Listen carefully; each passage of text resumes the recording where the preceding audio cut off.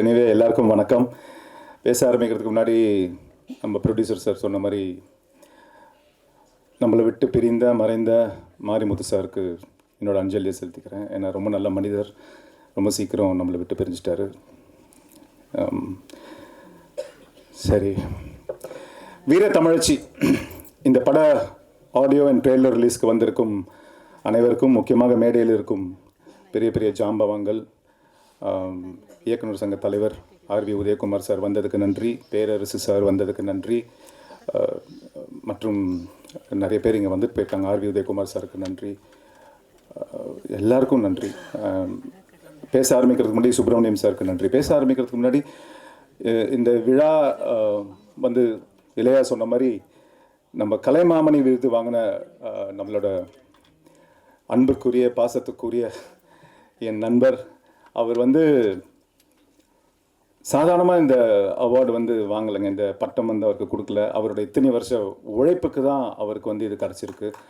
So அந்த உழைப்புங்கிறது வந்து எல்லாராலையும் நம்ம உழைச்சிட்டே இருப்போம், சில நேரத்தில் மனசு உடஞ்சிரும், போடா போர், எவ்வளவோ ட்ரை பண்ணியாச்சு, இதுக்கு மேலே ஒன்றும் முடியல அப்படிங்கிற ஒரு நினைப்பு வரும். ஆனால் அந்த நினைப்பு எதுவுமே வராமல், எதுவுமே டிஸ்டர்ப் பண்ணாமல் வாழ்க்கையில் முன்னோக்கி போகணுங்கிற ஒரே எண்ணத்தோட அவர் சார் சொன்ன மாதிரி சக்கரமாகவே வாழ்ந்திருக்கிறாரு. ஸோ அவருக்கு இந்த நேரத்தில் நான் வாழ்த்து சொல்கிறதோட தலை வணங்குகிறேன். நன்றி. அண்ட் இந்த படத்தை பற்றி பேசணுன்னா முதல்ல நான் ஆரம்பிக்க வேண்டியது ப்ரொடியூசர்ஸ் பற்றி தான். சாரதா மணிவண்ணன் சார், மேடம், மகிழினி பாப்பா, மகிழினி கலைக்கூடத்துக்கு நன்றி. அண்ட் ஒவ்வொரு பெண்ணின் வெற்றிக்கு பின்னாடியும் நிச்சயமாக ஒரு ஆண் இருப்பாங்க. அந்த ஆண் வந்து நிச்சயமாக அவங்களோட ஹஸ்பண்டாக தான் இருப்பாங்க, இல்லை அப்பாவாக இருப்பாங்க அப்படிங்கிறது எல்லாருக்குமே தெரியும்.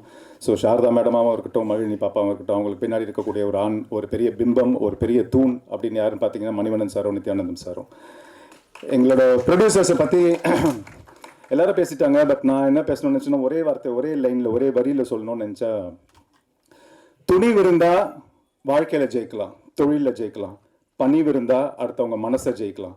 அந்த பணிவும் அந்த துணிவும் ரெண்டும் இருக்கக்கூடிய ஆளுங்க தான் இந்த மகிழினி கலைக்கூடம். ஏன்னா அவங்க வந்து ஆரம்பத்துலேருந்து இன்னைக்கு இந்த ஆடியோ ரிலீஸ் ஃபங்க்ஷன் வரைக்கும் எவ்வளவோ கஷ்டப்பட்டாங்க, எவ்வளவோ போராட்டம், எவ்வளவோ தடைகள், என்னெல்லாமோ வந்துச்சு.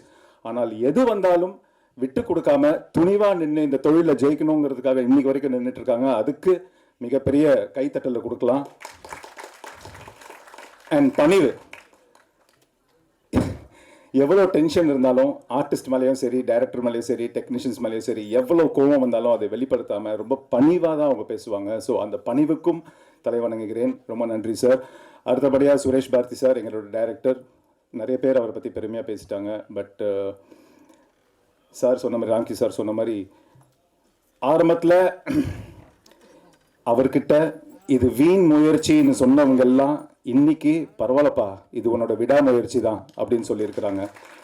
ஸோ அவருக்கும் நன்றி.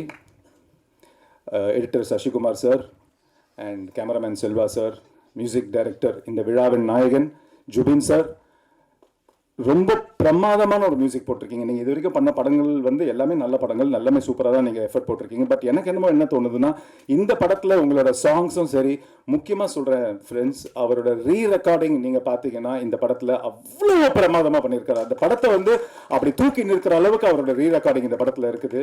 தமிழக திரையுலகம் மட்டும் இல்லை, சவுத் இந்தியன் ஃபிலிம் இண்டஸ்ட்ரியே திரும்பி பார்க்கக்கூடிய, ஏன் நார்த் இந்தியன் ஃபிலிம் இண்டஸ்ட்ரியே திரும்பி பார்க்கக்கூடிய மிகப்பெரிய ஸ்டண்ட் மாஸ்டர் ஆகக்கூடிய எல்லா தகுதியும், எல்லா டேலண்ட்டும் செல்வா மாஸ்டர் கிட்ட இருக்கு.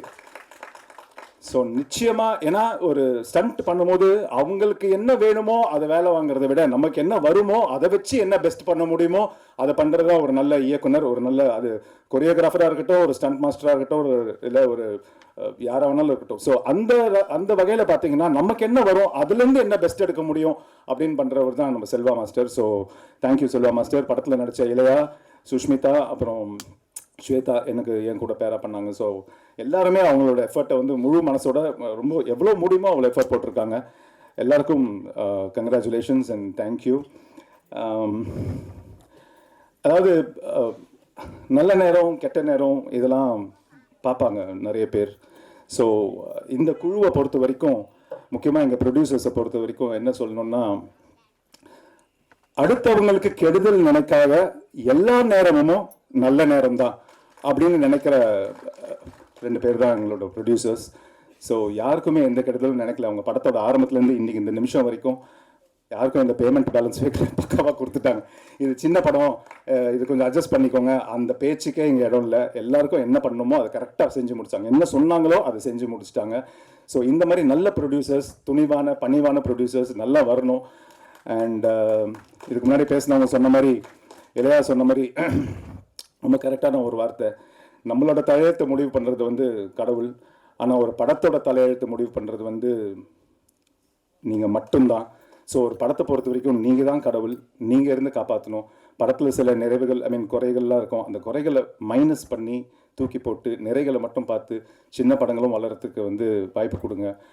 அண்ட் இதுக்கு மேலே வேறு என்ன பேசுகிறது, யாராச்சும் விட்டுருந்தா அந்த மன்னிச்சிடுங்க. மொத்தத்தில் உங்களுக்காக, உங்களை நம்பி, உங்களை கூப்பிட்டதுக்கு காரணமே உங்களை நம்பி இருக்கிற